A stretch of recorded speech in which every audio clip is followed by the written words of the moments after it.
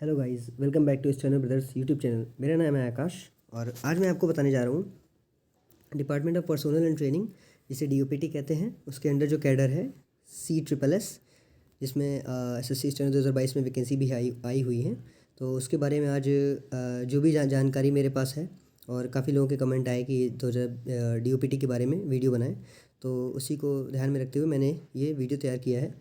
काफ़ी information collect की और काफ़ी मेहनत की मैंने इस वीडियो को बनाने में। तो प्लीज़ वीडियो को पूरा देखिएगा और चलिए बढ़ते हैं आगे वीडियो की तरफ। तो जैसे कि आपको पता है कि स्टेनोग्राफर एंड DOPT CSSS ये सबसे फास्टेस्ट ज्वाइनिंग देता है आफ्टर SSC स्टेनो, 2 से 3 महीने में, और कभी कभी 1.5 से 2 महीने में भी SSC स्टेनो के थ्रू ये DOPT ज्वाइनिंग दे देता है स्टेनोग्राफर्स को, जो जब फाइनल रिजल्ट आ जाता है।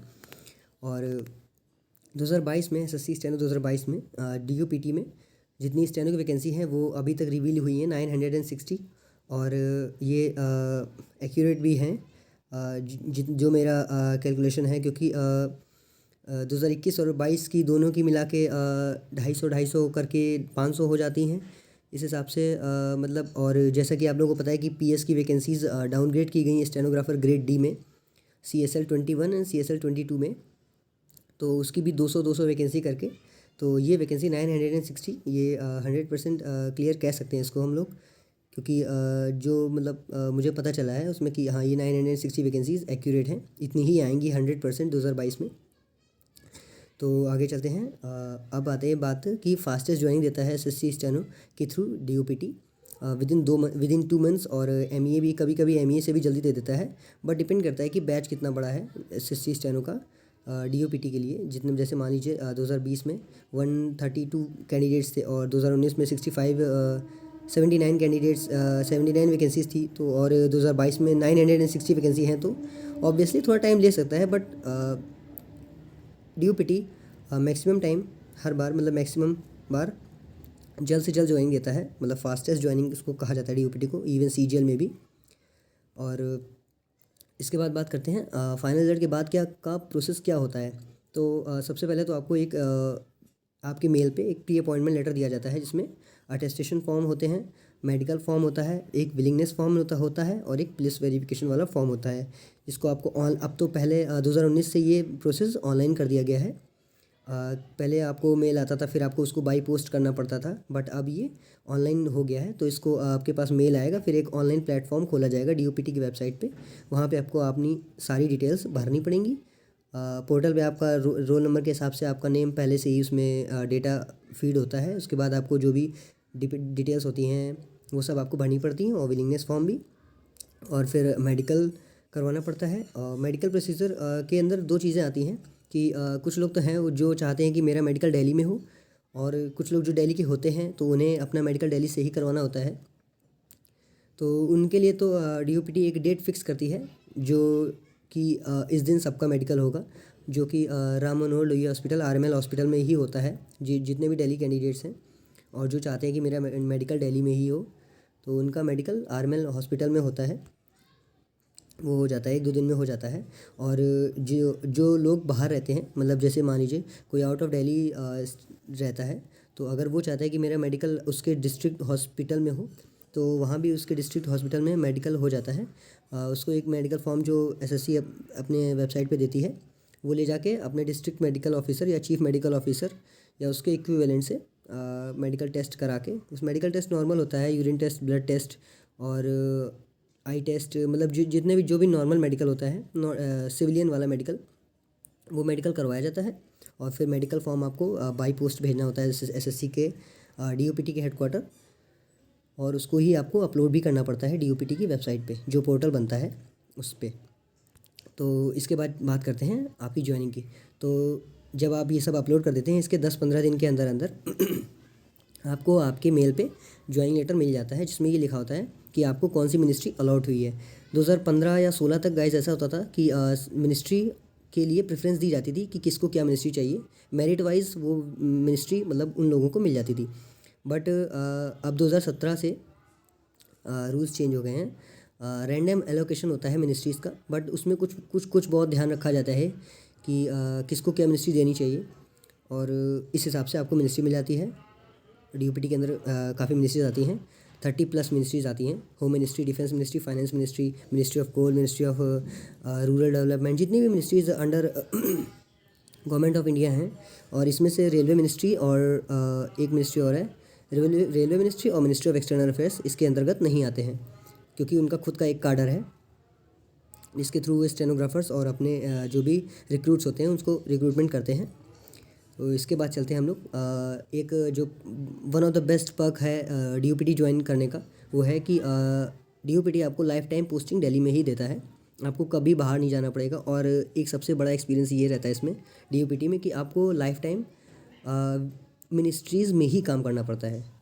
मतलब DOPT ज्वाइन करने का ये बहुत अच्छा तरीका है, बहुत ही अच्छा मतलब बेनिफिट है कि आपको लाइफ टाइम दिल्ली में रहोगे। और दूसरा कि आपको मिनिस्ट्रीज़ में ही काम करना पड़ेगा, मतलब काम करने का बेनिफिट मिलेगा, जो कि काफ़ी एक अलग ही एक्सपीरियंस होता है मिनिस्ट्रीज़ में काम करने का।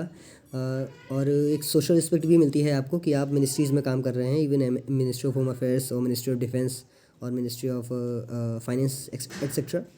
और इसके बाद बात करते हैं कि जब आपकी ज्वाइनिंग हो जाती है, फिर उसके कुछ 1-2 महीने बाद DOPT आपकी ट्रेनिंग कंडक्ट कराता है।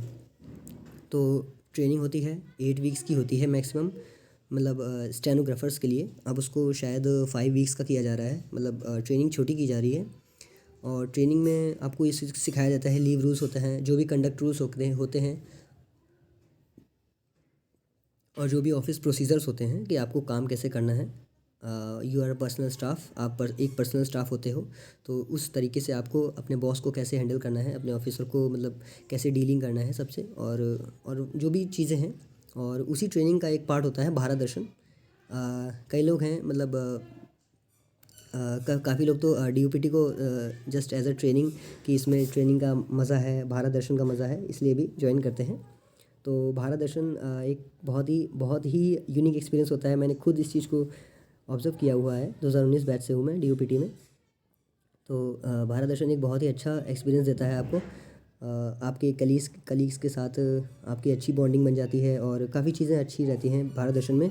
और इसी में NGO विज़िट, इंस्टीट्यूशनल विज़िट और विलेज अटैचमेंट भी होता है, जो कि अच्छे से होटल में आपको अपना 1 रुपया भी नहीं खर्च करना है। और सारा सब कुछ अकोमोडेशन, जो भी ट्रैवलिंग का जो भी है, वो सारा गवर्नमेंट ऑफ इंडिया आपको मतलब अफोर्ड करके देता है विद द बेस्ट। और फिर जैसा कि आपको पता है कि training stenographer grade D foundational training 8 weeks की होती है, जिसमें कि 2 वीक्स का टूर होता है, जिसको भारत दर्शन कहते हैं। और अभी ट्रेनिंग अब श्रिंक होने वाली है, 5 वीक्स के अराउंड हो जाएगी, जैसा कि अभी मतलब पता चला है। और इसके बाद बात करते हैं वर्क प्रोफाइल के बारे में। तो गाइस, जैसा कि नॉर्मली सभी मिनिस्ट्रीज़ में होता है या सभी डिपार्टमेंट्स में होता है, 9 to 5 30 जॉब है ये। तो इसको ये भी नहीं कह सकते कि हाँ ये 9 to 5:30 ही है, डिपेंड करता है आप किस ऑफिसर के अंडर पोस्टेड हो।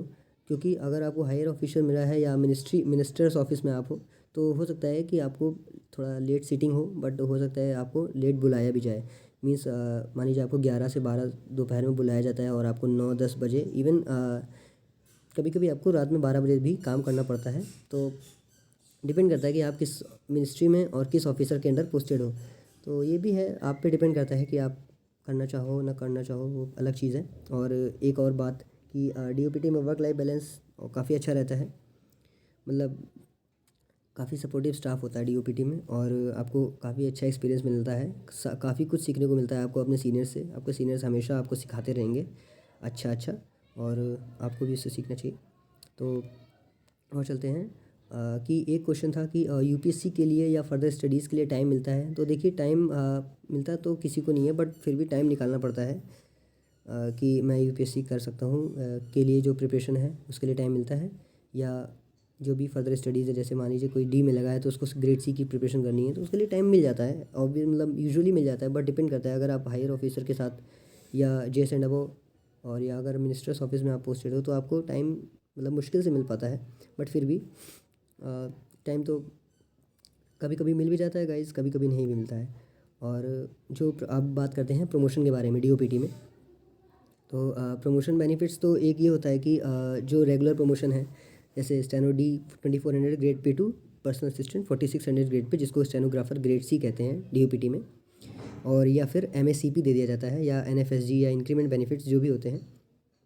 तो अब बात करते हैं स्टेनो डी से। जो MACP लगता है स्टेनो डी 2400 से 4200 4200 ग्रेड पे। तो देखिए इसका गाइस जो नॉर्म्स हैं, जो मतलब एक सिंपल रूल है, वो है 5 ईयर्स में आपको MACP 4200 ग्रेड पे दे दिया जाता है। बट ये सिर्फ 30% मेरिट वाइज जो होते हैं, 30% कैंडिडेट्स को ही मिलता है जो कि मेरिट में होते हैं। और जैसा कि इसमें लिखा है कि 5 ईयर्स मतलब नॉर्म्स हैं कि 5 ईयर्स में यूजुअली मिल जाता है, but you can not rely that कि आपको 5 ईयर्स में मिल ही जाएगा। अभी जैसे कि एक पुराना नोटिफिकेशन, अभी एक नोटिफिकेशन आया था DOPT की वेबसाइट पे, उसमें 2012 से 2015 बैच के जो लोग थे उनको NFSG मतलब 4200 ग्रेड पे अभी मिला है नवंबर 2022 में। तो यू कैन सी दैट कि 10-10 साल में भी लोगों को 4200 ग्रेड पे मिलता है। बट वही है कि कभी कभी जल्दी भी मिल जाता है, कभी कभी लेट भी मिलता है, क्योंकि काफ़ी सारे बैचेस का इकट्ठा करके एक साथ 30% जो होते हैं कैंडिडेट्स उनको दिया जाता है। तो 5 ईयर्स का है, बट जल्दी भी मिल सकता है और 10 साल में भी मिल सकता है। तो उस पर आप मतलब रिलाई करिए। और इसके बाद बात करते हैं जो रेगुलर प्रमोशन होता है स्टेनोग्राफर ग्रेड डी का पर्सनल असिस्टेंट 4600 ग्रेड पे। तो गाइस जो रेगुलर प्रमोशन होता है वो होता है 10 ईयर्स में, आपको 2400 से 4600 10 साल में दिया जाएगा। ये भी कोई रूल्स के अकॉर्डिंग नहीं है, बट हाँ 10 ईयर्स टू 12 ईयर्स में आपको 100% मतलब 99% मिल जाता है, काफ़ी लोगों को मिलता है। और एक प्रमोशन का और रूल है कि डिपार्टमेंटल आप दो, और 2400 से 4600 with in 6 years of regular service. मतलब जो पहला डिपार्टमेंटल एग्ज़ाम होता है 4600 ग्रेड पे के लिए पर्सनल असिस्टेंट के लिए, वो होता है कि आप स्टेनो ग्रेड डी ज्वाइन करो और 6 ईयर्स रेगुलर सर्विस करो, और इसके बाद आपको 4600 ग्रेड पे के एग्ज़ाम के लिए एलिजिबल पाया जाएगा, और फिर आप 4600 ग्रेड पे एग्ज़ाम के लिए अपीयर हो सकते हैं। बट गाइज़ अभी भी जो एग्ज़ाम जो डिपार्टमेंटल एग्ज़ाम्स हैं वो काफ़ी लेट हैं। अभी 2017 बैच का ही चल रहा है, मतलब 2017 बैच का नहीं, 2017 में जो एलिजिबल हुए होंगे, मतलब 2011-2010 के जो स्टेनोग्राफर्स होंगे उन्हें मौका मिला है। तो अभी तो आप 2022 या 20 और 19 वालों को तो अभी काफ़ी टाइम लगेगा उस चीज़ को जो डिपार्टमेंटल एग्ज़ाम है वो देने के लिए। बट हाँ जो नियम है कि 6 ईयर्स में आप PA का एग्ज़ाम 4600 ग्रेड पे के लिए दे सकते हो, तो वो चीज़ है। और फिर प्रमोशन की बात करते हैं पर private personal assistant to private secretary 4600 grade pay से लेके 4800 ग्रेड पे की जॉब के लिए। तो जब आपको 4600 ग्रेड पे मिल जाता है, इसके बाद आपका प्रमोशन होता है प्राइवेट सेक्रेटरी पोस्ट के लिए, जो कि एक ग्रुप B गस्टेड पोस्ट है, गस्टेड ऑफिसर की पोस्ट है 4800 ग्रेड पे। तो इसमें अगर आप डिपार्टमेंटल एग्ज़ाम दोगे तो आपको 3 ईयर्स में 4800 ग्रेड पे दे दिया जाएगा। अगर आप एग्ज़ाम क्लियर कर लेते हो तो 3 ईयर्स में दे दिया जाएगा, मतलब 3 years regular service as personal assistant आपको 4800 ग्रेड पे का एग्ज़ाम देने के लिए मिलेगा। अपीयर मतलब आप हो सकते हो, और फिर अगर आपने इसको क्लियर कर लिया, जो कि मोस्टली यूजुअल लोग नहीं कर पाते हैं, बहुत कम लोग कर पाते हैं, क्योंकि स्किल शॉर्ट हैंड जो है वो कोई नहीं निकाल पाता है जब PS की पोस्ट के लिए एग्ज़ाम होता है। तो अब आप PS बन जाओगे जब आपका एग्ज़ाम होगा 3 साल बाद। और अगर आप एग्ज़ाम नहीं देते हो, डिपार्टमेंटल एग्ज़ाम नहीं देते हो, तो आपको जो रेगुलर प्रमोशन है personal assistant to private secretary वो होता है 6 साल में, डिपेंड्स ऑन द वैकेंसीज़। अगर वैकेंसी है तो आपको personal assistant to private secretary 6 साल में दे दिया जाएगा, वो भी मेरिट वाइज सब बनता है, सीनियरिटी वाइज जो होता है। तो अब आपको 4800 जब मिल जाता है, तो इसके बाद 4 साल में जब आप 4 साल as a private secretary 4800 grade pay job कर लेते हो, तो ऑटोमेटिकली कहीं भी किसी भी पोस्ट पे हो आप, अगर आप 4800 ग्रेड पे हो तो आपको 4 ईयर्स बाद ऑटोमेटिकली 5400 ग्रेड पे, जिसे NFSG non functional selection grade कहते हैं, वो दे दिया जाता है। जैसे लेकिन पोस्ट आपकी प्राइवेट सेक्रेटरी की ही रहती है, बट आपका ग्रेड पे 5400 ग्रेड पे हो जाता है। और अब इसके बाद बात करते हैं प्राइवेट सेक्रेटरी 5400 ग्रेड पे से लेके PPS प्रिंसिपल प्राइवेट सेक्रेटरी। तो जब आप 6 साल काम कर लेते हो एज अ प्राइवेट सेक्रेटरी, फिर आपको 6 साल या 5 to 6 ईयर्स है, अगर आप काम कर लेते हो तो आपको PPS प्रिंसिपल प्राइवेट सेक्रेटरी, जो कि एक 6600 ग्रेड पे की जॉब है, equivalent to under secretary to the government of India, इसके लिए आपको एलिजिबल पाया जाता है। और सीनियरिटी वाइज मेरिट वाइज आपको ये प्रमोशन आपका होता है। और जब आप प्रिंसिपल प्राइवेट सेक्रेटरी PPS बन जाते हो, इसके बाद आपका जो नेक्स्ट प्रमोशन होगा वो होगा सीनियर पीपीएस की पोस्ट के लिए, जो कि इक्विवेलेंट होता है to the deputy secretary of India, deputy secretary to the government of India. तो ये भी एक अच्छा प्रमोशन है। ये भी 5 to 6 ईयर्स में हो जाता है, depends on the vacancies and also seniority wise. और इसके बाद जो लास्ट प्रमोशन होता है वो सीनियर पीपीएस से PSO, principal staff officer, one of the highest, मतलब one of the highest post that a stenographer can reach is 8700 grade pay. अगर वो स्टेनो लाइन में ही है तो मतलब ये लास्ट प्रमोशन है जो कि डीओपीटी और एएफएचक्यू कैडर में रहता है। ये 8700 ग्रेड पे रहता है, ग्रेड पे का, और ये इक्विवेलेंट है to the rank of director. Director जो होता है to the government of India, किसी भी डिपार्टमेंट में अगर डायरेक्टर है तो वो 8700 ग्रेड पे होता है और वो वहाँ का हाईएस्ट होता है, मतलब। तो पीएसओ भी उस लेवल का, स्टेनोग्राफर के लेवल का पीएसओ हाईएस्ट रहता है, जो भी ऑफिसर होता है। और डिपार्ट जो भी प्रमोशन का है वो यहीं तक सीन है। और अब एक काफ़ी लोगों का क्वेश्चन है कि मुझे 2022 में स्टेनोग्राफर 2022 में एसएससी स्टेनो 2022 में डीओपीटी के लिए ऑप्ट करना चाहिए कि नहीं करना चाहिए। तो देखिए, सभी के अपने अपने रीजंस हैं और सभी के अपने अपने चॉइसेस हैं। किसी को लाइफ टाइम दिल्ली पोस्टिंग चाहिए तो वो, किसी का अगर होम टाउन दिल्ली ही है या नियर बाय दिल्ली है या एनसीआर है तो he will go for DOPT. But अगर आप प्रमोशंस के रिगार्डिंग देखेंगे तो ठीक है, बट अभी जो स्टेनो डी से पीए और पीए टू पीएस है वो काफ़ी स्लो है प्रमोशंस यहाँ पे। और जिस हिसाब से हम लोग बात करें कि और भी जो भी पर्क्स हैं, तो और पर्क्स का मतलब ये है कि आपको काफ़ी एक्सपीरियंस मिलेगा आपको अपनी लाइफ में विद इन डिफरेंट मिनिस्ट्रीज़ में काम करने का, डिफरेंट मिनिस्टर्स के साथ काम करने का। वो एक्सपीरियंस डीओपीटी के अलावा कहीं नहीं मिल सकता है। तो ये भी एक पर्क है डीओपीटी में काम करने का। और सबसे बड़ी बात, आपको एक सोशल रिस्पेक्ट मिलती है when you work in the ministry of India, वो भी एक चीज़ है। और अगर आप सिर्फ मतलब DOPT is not the best जैसे लोग कहते हैं कि डीओपीटी बेस्ट है, बट डिपेंड करता है कि आपकी चॉइसेस क्या हैं, आपके रीजंस क्या हैं, आपकी मजबूरियाँ क्या हैं डीओपीटी लेने की, या आपको क्या अच्छा लगता है डीओपीटी में। यूजुअली अगर प्रमोशंस की बात करें तो प्रमोशंस ठीक है बट नॉट द बेस्ट। हाँ, ये बात है कि शुरुआत में अभी प्रमोशन बहुत स्लो हैं डीओपीटी में, अभी काफ़ी स्लो हैं डीओपीटी में। 2400 से 4600, 12 15 साल में भी लोग जा रहे हैं, जो कि यूजुअली अगर किसी और मिनिस्ट्रीज़ में है या किसी और डिपार्टमेंट में है तो यूजुअली इतना टाइम नहीं लगता है। और अगर एएफएचक्यू के कंपैरिजन में बात करें तो एएफएचक्यू और डीओपीटी में दोनों ही सेम जो भी अपना आरआर फॉलो करते हैं, बट फिर भी एएफएचक्यू इनका प्रेजेंट कहीं ना कहीं देखिए हर किसी पोस्ट पे कहीं ना कहीं एएफएचक्यू आगे है प्रमोशंस के रिगार्डिंग, और कहीं ना कहीं डीओपीटी आगे है। तो इट्स अप टू यू। जो मुझे पता था वो मैंने आपको बता दिया, जो भी क्लियर था। तो इसके बाद अगर आपको वीडियो अच्छा पसंद आया हो तो चैनल को सब्सक्राइब करिए और वीडियो को लाइक करिए, और जितना ज़्यादा हो सके ये वीडियो शेयर करिए, ताकि जो भी एसएससी स्टेनो 2022 में डीओपीटी लेने की सोच रहे हैं वो उनको पूरी जानकारी हो, क्योंकि काफ़ी लोग होते हैं जिनको जानकारी नहीं रहती है। और थैंक यू। और प्लीज़ मतलब चैनल को सब्सक्राइब कर लीजिए। Thank you.